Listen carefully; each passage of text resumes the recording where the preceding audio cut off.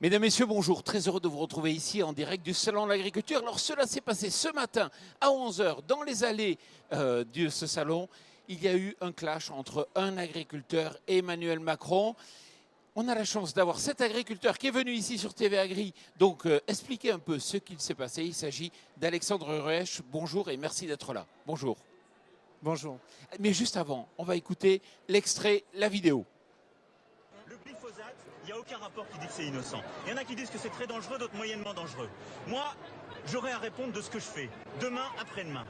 Hein? Dans le passé, on a dit l'amiante, c'était pas dangereux. Et après, les dirigeants qui l'ont laissé passer, ils ont eu à répondre.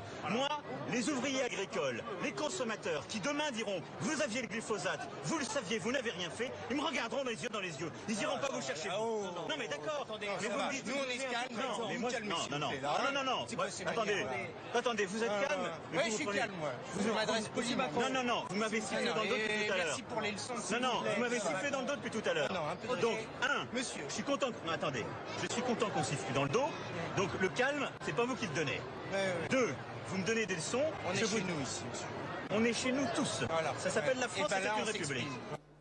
Non mais Alexandre, vous êtes fou, jamais personne n'ose parler comme ça au président. Vraiment, vous l'avez énervé?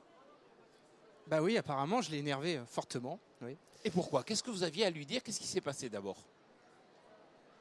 Nous, le message était très clair, hein. C'était d'exprimer nos inquiétudes, nos questionnements sur tous les sujets agricoles qui nous touchent sur nos exploitations, tout simplement. Et il est vrai que la mayonnaise a pris il y a le 21 février. Avec les 1000 agriculteurs qui sont venus à Paris à l'Élysée. Voilà, quand j'ai pu écouter son discours au moment de son allocution à l'Élysée, j'ai été choqué, profondément choqué de son attitude envers tous ces jeunes. Et pourquoi? Donneur de leçons, d'un ton arrogant qui m'a vraiment, moi, profondément chagriné pour tous ces jeunes qui ont fait le déplacement. Ouais. Donc vous avez eu envie de lui montrer que vous n'étiez pas d'accord et c'était pour ça que vous avez sifflé? Oui, clairement. Monsieur Macron a fait une opération de communication le 21 avec tous ces jeunes à l'Élysée. Il fallait, pour déminer probablement son déroulé au Salon de l'Agriculture. Et il était pour nous, ma région, mes départements, mes adhérents, c'était pour nous évident de venir lui montrer qu'il n'était pas forcément en odeur de sainteté dans le monde agricole. Vous êtes président des JA d'Île-de-France, il faut le dire. Oui. Et c'est vrai que vous êtes remonté quand même, notamment à cause de différentes problématiques, dont le glyphosate? Oui, le glyphosate, c'est une part des problématiques, mais qui reflète vraiment les problèmes, l'ambiguïté qu'a le gouvernement sur ses positions. Monsieur Macron a eu des positions fermes avant et des engagements de campagne. Aujourd'hui, on a le sentiment qu'elles ne sont pas tenues, que ces engagements ne sont pas tenus. Donc on était là pour lui rappeler. Alors Alexandre, vous avez sifflé, mais vous n'étiez pas le seul à siffler. Il y avait énormément d'agriculteurs qui sifflent. Le seul problème, c'est que vous mesurez 1,80 m. 90, voilà. 90, donc vous dépassez et oui. il est revenu vers vous. Oui, on a pu se regarder et rentrer en contact, voilà. Oui. Un peu violemment quand même. Pour l'entrée, mais après on a pu communiquer. C'est-à-dire que tout ce qui buzz aujourd'hui sur les télés, c'est qu'une partie de l'entretien? Oui, on a pu échanger, je crois, quasiment une dizaine de minutes. Donc là, il y a peut-être une minute qui passe à la télé.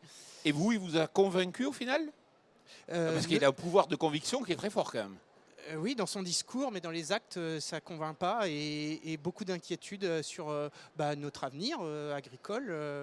Et c'est...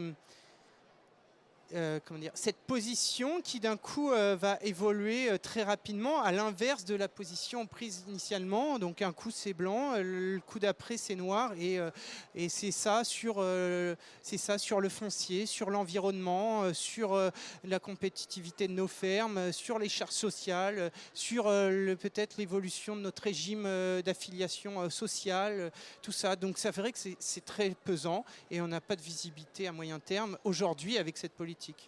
Pas de visibilité, vous êtes un chef d'entreprise, c'est normal que vous ayez de la visibilité, vous investissez des sommes qui sont importantes. Quelque part, je sens aussi que vous reprochez un double discours. Oui, clairement, le double discours, des positions qui évoluent un peu au gré du vent, quoi, malheureusement, c'est mon sentiment. Oui.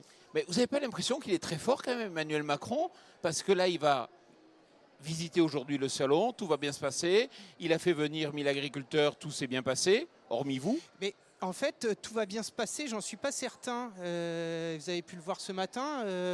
On n'était pas les seuls à aller au contact, à aller vers lui. On s'est bien rendu compte qu'il maîtrise énormément sa communication.